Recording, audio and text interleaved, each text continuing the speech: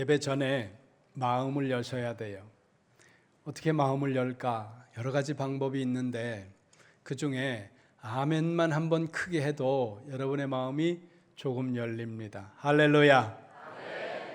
사무엘상 24장의 핵심 메시지는 질투의 눈이 멀어 사사로운 복수를 위해서 하나님의 뜻도 대의 명분도 저버린 채 다윗을 죽이겠다고 헤매는 사울 왕과 하나님의 기름 부음 받은 자에게는 손을 대지 않겠다고 마음에 결단하면서 자신의 의지보다 하나님의 뜻을 더 우선시하고 악을 선으로 갚고 하나님의 주권과 시간에 대한 신뢰와 기다림을 가지고 하나님의 때를 기다리는 이 다윗을 비교하면서 그 속에서 하나님의 섭리와 역사를 이끌어 가시는 하나님의 역사하심이 어떻게 작동되는지를 보여주시는 것이 오늘 말씀입니다. 그런데 오늘 저는 그와 같은 메인 스트림에서 약간 벗어나서 하나의 사이클,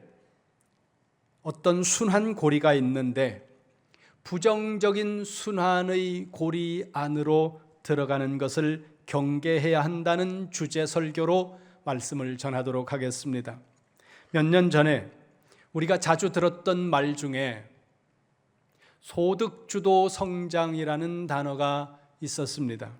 이와 같은 정책의 이론적 배경은 근로자들의 임금을 높이면 소득이 늘어나니까 사람들이 돈을 쓸 거라는 가설에 기초하고 있습니다. 그럴 수 있지 않습니까? 월급을 많이 받으면 외식도 하고 옷도 사 입고 여행도 하고 그러면서 돈을 쓸 것이고, 그렇게 돈을 쓰면 그 돈은 다시 기업으로 들어가게 될 것이고, 기업에 돈이 들어오면 기업은 생산 활동을 활발하게 하고 그러면 기업의 이익이 늘어나게 되지 않겠습니까? 그렇게 늘어나면 기업의 이익을 가지고 근로자들의 소득을 더 높이게 만들고 이것이 다시 가계의 소득을 증대하는 방향으로 갈 것이라는 겁니다. 이것이 소득주도 성장 이론의 배경입니다. 그러면서 가장 먼저 최저임금을 올리고 근로시간을 단축하는 선택을 했다는 거죠. 그런데 문제는 우리의 경제 환경이 이와 같은 정책을 감당할 만한 힘을 가지고 있느냐 하는 것과 대외적인 경제 환경이 그것을 받쳐줄 수 있느냐 하는 변수가 또 중요하다는 겁니다.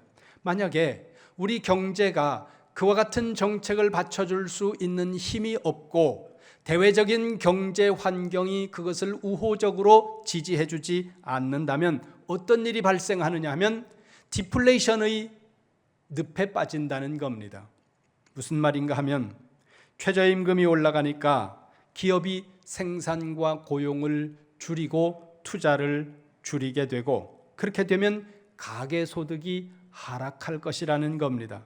그러면 경기 침체가 오는 거죠. 경기가 침체되니까 당연히 소비가 위축되고 소비가 위축되면 물가가 하락하게 되고 그러면 또다시 기업은 고용을 줄이고 투자를 감소시키고 그런 가운데 가계소득이 하락된다는 겁니다.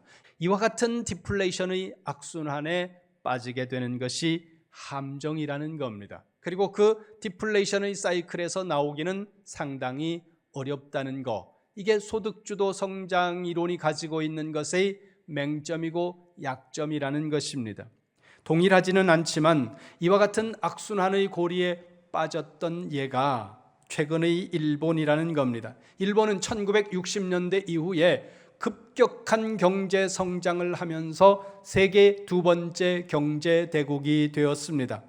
그러나 20년 동안 장기 침체에 빠지면서 우리나라에 추월당하는 일이 벌어졌다는 겁니다. 그래서 일본 사람들은 지난 1990년부터 2010년대 초까지를 잃어버린 20년이라고 말하고, 제가 어저께 읽은 또 다른 책에서는 잃어버린 30년이라고 주장하는 일본의 경제학자들도 있다는 겁니다.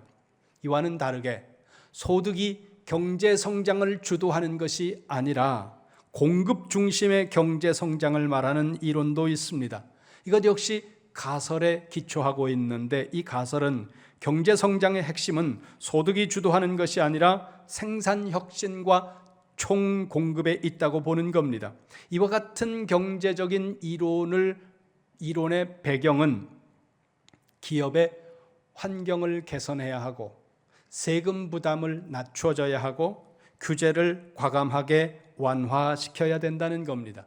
그래서 기업이 경제를 할 수 있는 경제 활동을 왕성하게 할 수 있도록 밀어줘야 된다는 거죠. 이 입장은 소득을 나눌 것이 아니라 소득의 경제의 규모를 키워야 된다는 거예요. 미국식으로 말하면 파이를 나누는 것이 우선이 아니라 우선 파이를 키워야 된다는 거죠. 우리 경제 규모를 키워야 된다는 것이 이 이론의 배경이라는 겁니다. 그렇다면 이 이론에는 위험성이 없는가? 이 이론도 역시 위험성은 있다는 거죠. 1980년대 미국 레이건 정부가 이와 같은 정책을 폈는데, 그래서 기업을 위해서 규제를 개혁하고 조세를 감면해주고 그렇게 했는데, 그래도 세수가 증가하지 않고 근로자들의 임금이 오르지도 않더라는 겁니다. 기업의 이익이 커져도 R&D와 생산성 향상, 투자 이런 것을 하지 않고 고용을 늘리거나 임금을 더 많이 올리는 것도 아니고 자사주를 매입하거나 배당을 확대하는 쪽으로 가니까 점차로 낙수 효과는 없어지고 재정 적자는 늘어나면서 그 재정 적자로 인한 양극화가 심화되더라 하는 겁니다. 제가 지금 말씀드리는 것은 어떤 경제 정책이 옳으냐 하는 것을 말씀드리려고 하는 것이 아니라 어떤 경제 정책이든 약점이 있고 장점이 있다는 겁니다. 오늘 제가 드리려고 하는 말씀의 핵심은 이겁니다. 어떤 경제 정책이든 악순환의 고리로 들어갈 수 있는 위험이 있다는 거예요. 그리고 그 악순환의 고리로 들어가면, 악순환의 사이클로 들어가면 그 악순환의 사이클에서 벗어나는 것이 쉽지 않다는 거예요. 그래서 그 악순환 속으로 들어가지를 않아야 된다는 것이 오늘 드리는 말씀의 핵심입니다. 경제가 되었든 가정이 되었든 아니면 신앙이 되었든 어떤 것이 되었든 선순환의 고리 안으로 들어가야지, 그것이 악순환의 고리 안으로 들어가면 내가 거기서 빠져나오려고 해도 빠져나오는 것이 쉽지 않다는 것을 말씀드리는 겁니다. 훈련이 잘 된 서퍼는 큰 파도가 오는 것을 선호하고 파도가 많이 오는 것을 좋아한다는 거죠. 왜냐하면 그 높은 파도 위에 올라섰을 때 멀리 갈 수 있고 빠르게 갈 수 있으니까 그 파도를 잘 탈 수 있는 능력이 있는 사람은 높고 많은 파도를 좋아하지만 파도를 탈 수 있는 능력이 안 되는 사람은 파도가 몰아치면 물에 빠지게 되고 그 빠진 물에서 헤어나오기 위해서 발버둥 칠수록 힘이 빠져서 목숨을 잃을 위험한 상황에 놓인다는 겁니다. 그래서 우리는 선순환의 사이클, 신앙적으로 말하면 은혜의 사이클, 은혜의 소용돌이 안으로, 축복의 소용돌이 안으로, 부흥의 소용돌이 안으로 들어가야 된다는 겁니다. 시험의 소용돌이 안에 빠지고 악순환의 고리 안에 빠지게 되고 비극과 저주의 그리고 비참한 인생의 악순환 속에 빠지면 거기서 헤어나오는 것이 자기가 의도하는 대로 안 된다고 하는 것을 오늘 우리가 읽은 본문 사무엘상 24장의 사울 스토리를 통해서 우리가 확인할 수 있다는 거죠. 본문 보겠습니다. 사무엘상 24장 10절입니다. 함께 읽겠습니다. 시작. 오늘 여호와께서 굴에서 왕을 내 손에 넘기신 것을 왕이 아셨을 것이니이다. 어떤 사람이 나를 권하여 왕을 죽이라 하였으나 내가 왕을 아껴 말하기를 나는 내 손을 들어 내 주를 해하지 아니하리니 그는 여호와의 기름 부음을 받은 자이기 때문이라 하였나이다. 아멘. 이 말씀의 배경이 무엇인지는 1절부터 여러분들이 찬찬히 읽으시면 그 의미를, 배경을 쉽게 찾을 수 있습니다. 이런 내용입니다. 다윗이 엔게디 광야에 숨어들었다는 거예요. 사울의 눈을 피해서 엔게디 광야에 다윗이 숨었다는 이야기가 사울에게 전해지고 사울은 군사를 거느리고 다윗을 추격했습니다. 그러다 보니까 3절에 보니까 사울 왕이 뒤를 보기 위해 어느 굴 속으로 잠시 들어갔다는 거죠. 여기서 뒤를 본다는 이 히브리어 단어를 직역하면 발을 가린다 혹은 발을 덮는다, 그렇게 번역이 됩니다. 그런데 히브리 문화에서 발을 덮는다라는 이 표현은 용변을 본다는 의미였다는 것입니다. 물론 이런 의미만 있는 것은 아닙니다. 그러나 사사기 3장 24절의 말씀을 근거로 해볼 때 그 말씀과 연결을 지으면 여기서 뒤를 본다는, 발을 가린다는 이 히브리적 표현은 용변을 본다고 해석을 하는 것이 정확한 의미라는 거죠. 그 상황에서 다윗의 참모들이 건의를 합니다. 사울이 용변을 보기 위해 굴 안으로 들어갔으니 지금 사울을 쳐서 생명을 끊어버려야 됩니다. 이것은 정확한 전략적 판단이었다는 거죠.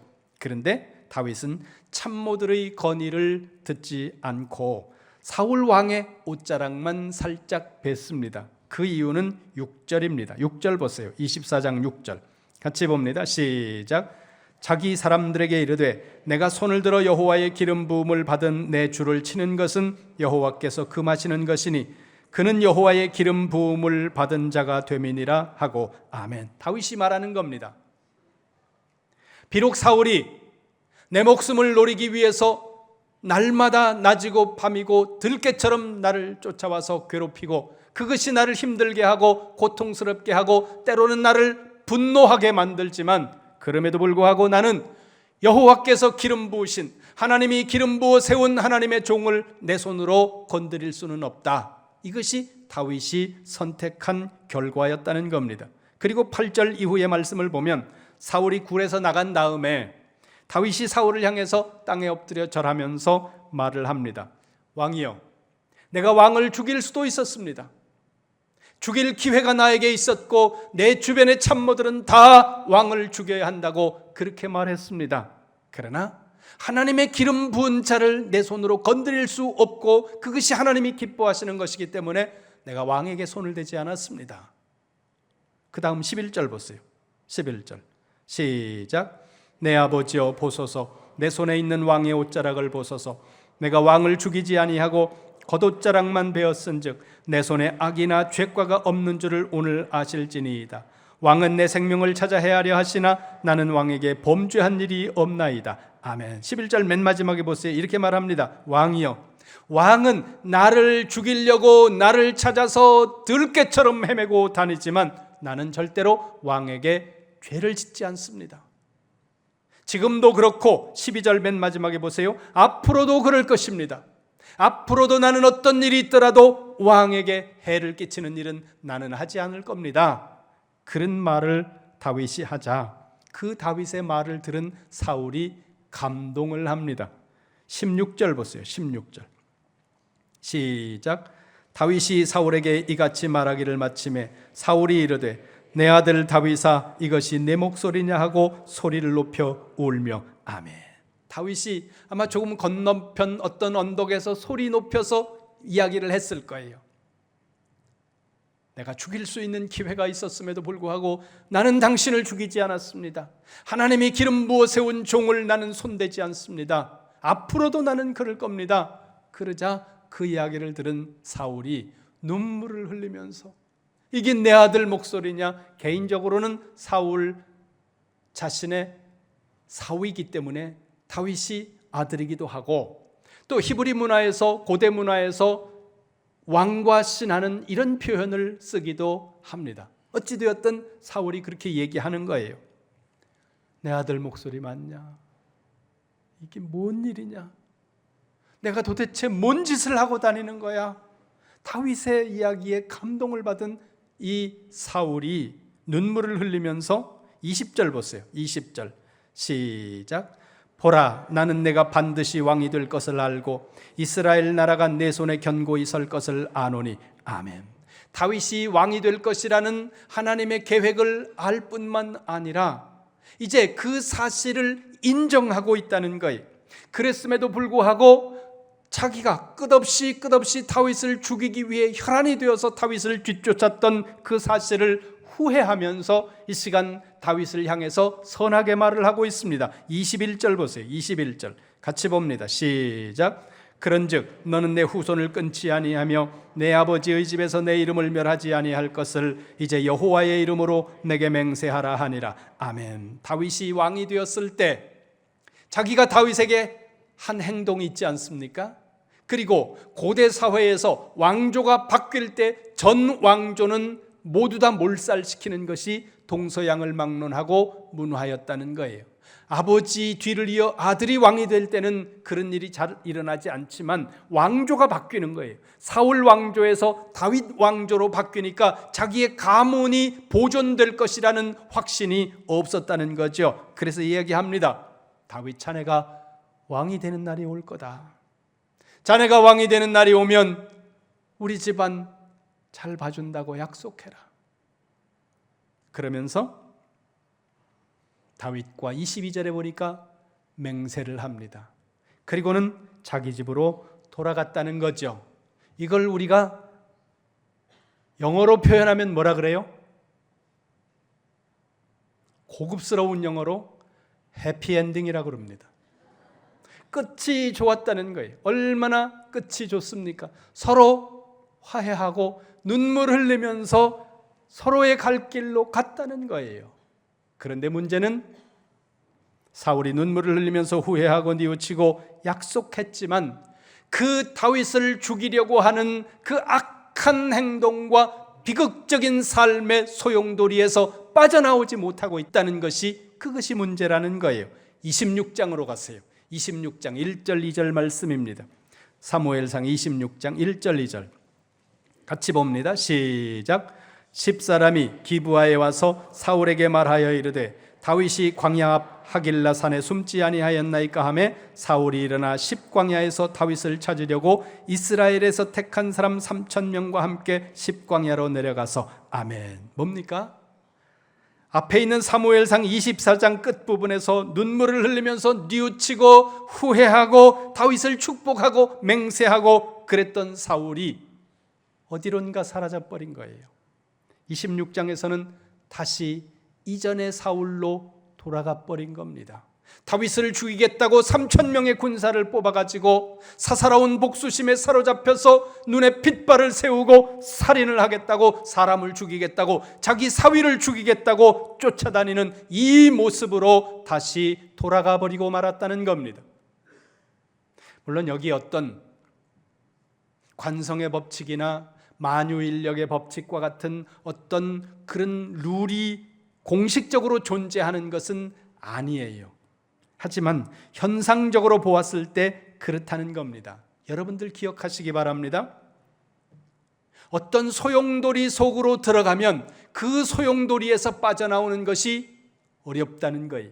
예전에 제가 살던 시골에서 개울이 이렇게 흘러가다가 그 어떤 개울이 물이 한 곳에 이렇게 모였다가 흘러가는 곳이 있습니다. 거기를 소라고 옛날 어른들이 말하더라고요. 그 한자가 어떻게 쓰여지는지는 모르겠는데 무슨 소 이렇게 부릅니다. 걸어다니는 소가 아니에요. 그 소는 물이 이렇게 빙글빙글 돌아요. 우리 지역에 있던 아이들 중에 어른들이 야야 거기서 물놀이 하면 안 된다, 거기서 수영하면 안 된다, 그런데 꼭 말 안 듣는 애들이 있거든요. 그래서 거기에서 제가 어렸을 때 목숨을 잃은 아이들이 몇 명 있습니다. 물이 도니까 밑으로 빨려 들어가는 거예요.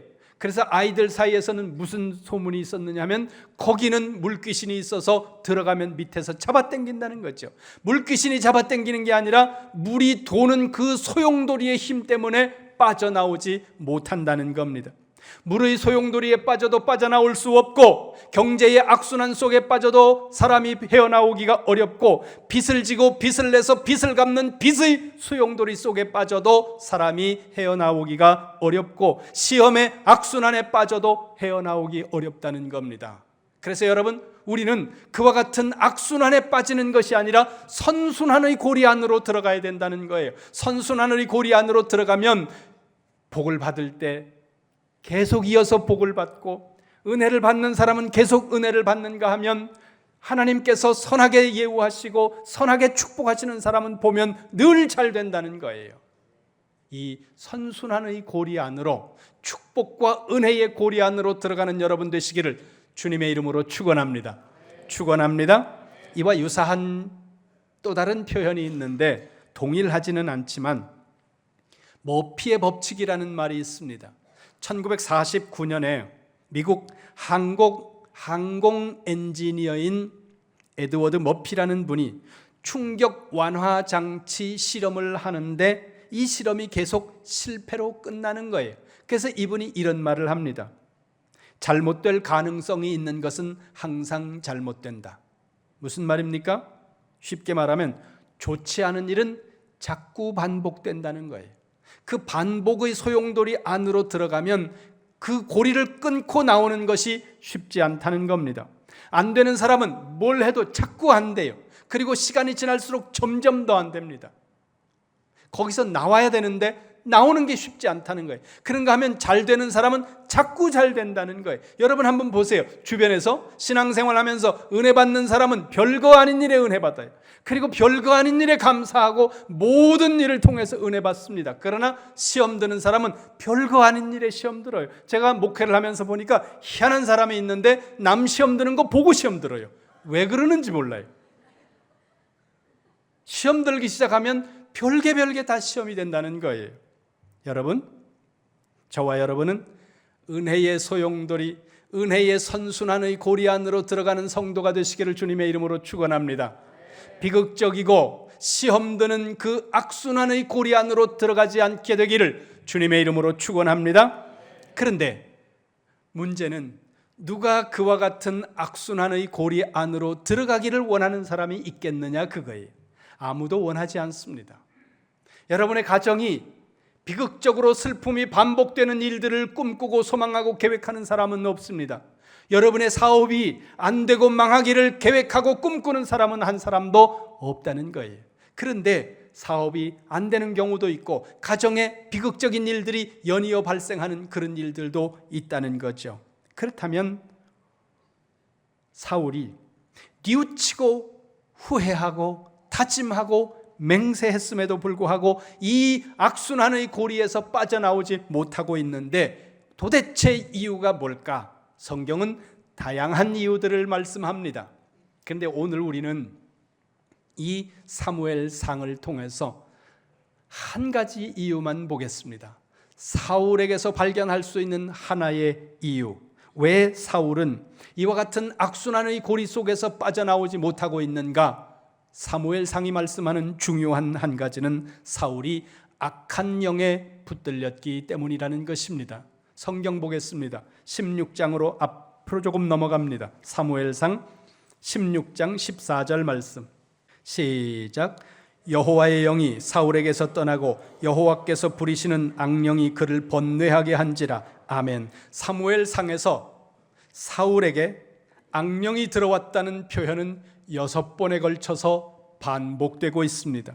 악한 영에 붙잡히니까 결단을 하고 뉘우치고 후회하고 맹세를 한다고 하더라도 그 악순환의 고리에서 사울이 빠져나오지 못한 채 개가 토했던 것을 다시 먹고 돼지가 더러운 자리에 다시 돌아가 눕는 것처럼 결단코 끊어버렸던 그 죄 가운데로 다시 돌아가는 악순환을 반복하고 있다는 겁니다. 그러면 왜 사울이 악한 영에 사로잡혔는가? 그건 간단합니다. 성령이 떠났기 때문이라는 거예요. 거기 보세요. 14절에 여호와의 영이 사울을 떠났기 때문에, 오늘 우리식으로 말하면 성령이 떠나버린 겁니다. 한 번 오신 성령이 떠날 수 있느냐 없느냐, 이 교리적인 부분에 관해서는 지금 언급하지 않겠습니다. 어찌됐든지 성령의 충만을 받지 아니하면, 누구든지 성령에 이끌리지 아니하면 악한 영의 영향 아래 놓인다는 것을 기억하셔야 돼요. 중간지대는 없습니다. 거기 사무엘상 16장 14절을 보세요. 여호와의 영이 사울을 떠났다라는 이 부분을 히브리어로 보니까 루아흐는 영이라는 뜻이고 바람이라는 단어도 루아흐로 히브리어가 표현하고 있는데 베 루아흐 아도나이, 주님의 영이 샬라흐 메임 샤울, 사울로부터 떠났다는 거예요. 그런데 여기 떠났다는 이 히브리어 동사가 수르라는 동사예요. 수르라는 동사의 첫 번째 의미는 떠나다라는 의미입니다. 그런데 이 단어의 의미 중에 중요한 하나가 죽었다라는 의미가 있다는 거예요. 하나님의 영이 떠난 사람은 영적으로 죽은 상태예요. 영적으로 죽은 상태인 우리는 분간할 수 없고 감각할 수 없고 의지적으로 우리의 힘으로 무엇인가를 올바로 선택할 수 없는 죽은 사람 같다는 거예요. 마치 캄캄한 미로의 방에 갇힌 사람처럼 그 안을 뱅글뱅글 돌 뿐 그 안에서 빠져나오지 못한다는 것입니다. 그래서 오늘 사울이 그 악순환의 고리에서 빠져나오지 못하고 있는 겁니다. 제가 1994년도에 시드니로 공부를 하러 갔는데 우리 학교에 전통은 아니지만 이런 게 있었어요. 그 뒤에 오는 신입생들을 바로 앞에 입학한 입학 선배죠. 먼저 입학한 사람들이 주말 첫 번째나 두 번째 주말이 되면 그 새로운 사람들을 데리고 투어를 가는 거예요. 시드니 투어를 가는데 어느 주말에 사람이 좀 많았습니다. 그래서 차가 부족해서 차를 하나 더 빌리고 제가 제 차를 운전하고 빌린 차는 핸들이 오른쪽에 있으니까 젊은 청년들이 그 신기하고 재미있어 합니다. 새로운 청년 중에서 이걸 운전해보고 싶은 거예요. 그래서 새로운 청년이 자기가 운전 경험이 많다고 하니까 자네가 해라. 그리고 뒤에서 따라오는 거죠. 그리고는 시티를 돌아다니면서 많은 곳을 여행하고 맛있는 걸 먹으면서 하루를 보냈습니다. 늦은 저녁이 돼서 기숙사로 돌아오는 길에 저를 뒤따라오던 그 온 지 얼마 안 된 유학생이 운전하던 차가 제 차를 놓쳐버린 겁니다. 기숙사에 들어왔는데 밤 12시가 되도록 뒷차가 들어오지 않는 거예요. 지금처럼 핸드폰이 있던 시대도 아니고 지금처럼 내비게이션이 있던 시대도 아닙니다. 연락을 할 방법도 없고 그냥 기다리는 일 외에 없었는데 새벽녘이 돼서 지친 몸으로 들어온 거예요. 나중에 들어봤더니 원래 영어를 못하는데 당황하니까 더 안 돼가지고 내려서 길을 묻는데 네 사람이 내려서 묻는데 알아듣는 것처럼 뭐 어디를 갔냐고 이렇게 어디 우리 주소를 이야기하는데 이 사람들이 이야기를 하면 네 명이 오케이 땡큐 그리고 들어왔는데 네 명이 다 다른 얘기를 하는 거예요. 거기다가 시티의 길이 바둑판처럼 되어 있고 우리나라하고 다르게 우리나라는 우회전이 거의 신호 없이 하지 않습니까? 거긴 좌회전인데 좌회전과 우회전이 신호가 너무 많은 거예요. 좌회전과 우회전이 안 되는 길이 너무 많다 보니까 그 신호를 지키면서 가는데 가다 보니까 그 근처에서 빙글빙글 몇 시간을 도는 거예요. 드라이버스 맵이라고 이렇게 두꺼운 도시마다 운전자가 가지고 다녀야 되는 지도가 있었습니다. 근데 그 지도가 한 동네가 한 페이지예요. 그래서 몇 번 하다가 끝에 가면 번호가 있는데 그 번호를 찾아서 그 페이지로 넘어가서 다시 봐야 되는데 이걸 미리 배워놓지를 않아서 지도는 가지고 있는데 지도도 볼 줄 모르는 거예요. 그래서 아이들이 밤늦도록 헤맨 거죠. 지도가 있어도 길이 있어도 눈이 그것을 인식할 수 있는 깨어있는 눈이 안 되니까 길을 헤매는 것처럼 그 도시 한복판에서 빠져나오지 못하는 것처럼 여러분 여호와의 영이 떠나고 우리의 영이 죽은 상태가 되면 우리가 그 악순환의 고리에서 빠져나오지 못한 채 시험 들고 비극적인 인생을 끊임없이 반복한다는 거예요. 다짐하고 맹세하고 결단하고 그리고 후회했지만 사울이 그 비극의 악순환에서 빠져나오지 못하는 것처럼 우리도 그럴 수 있다는 겁니다. 따라서 여러분 맹세도 중요하고 다짐도 중요하고 결단도 중요합니다. 그러나 정말 중요한 것은 하나님의 성령의 충만을 받아야 하고 성령에 이끌리는 성도가 되어야 된다는 거예요. 성령에 이끌리는 성도가 되시기를 주님의 이름으로 축원합니다. 축원합니다. 요한복음 20장 22절에 보니까 부활하신 예수님께서 제자들을 찾아오셔서 하시는 첫 마디가 성령을 받으라. 사도행전 1장 8절에 보니까 예수님께서 부활하신 이후에 제자들과 함께 계시다가 마지막 제자들을 남기신 채 하늘로 승천하시는 마지막 순간에 마지막 제자들에게 주시는 말씀이 성령을 받으라, 이 말씀이에요. 부활하시고 첫 말씀도, 그리고 세상을 마지막으로 떠나가시면서 제자들에게 주시는 말씀도 성령 받으라는 거예요. 성령 충만하라는 겁니다. 여러분, 성령이 없이는 존재할 수 없는 게 그리스도인이에요. 오래 신앙생활을 했다는 것은 다양한 유익을 가지고 있습니다. 그러나 오래 신앙생활을 했다고 하더라도 성령 충만이 없다면 오래 신앙생활을 했다는 것은 의미가 없다는 거죠. 여러분, 성령은 언제 어떻게 역사하십니까? 성경 통전적으로 보았을 때 성령은 말씀과 기도하는 자리에 그 말씀에 순종하는 사람들에게 역사하신다는 것 기억하시기를 주님의 이름으로 축원합니다.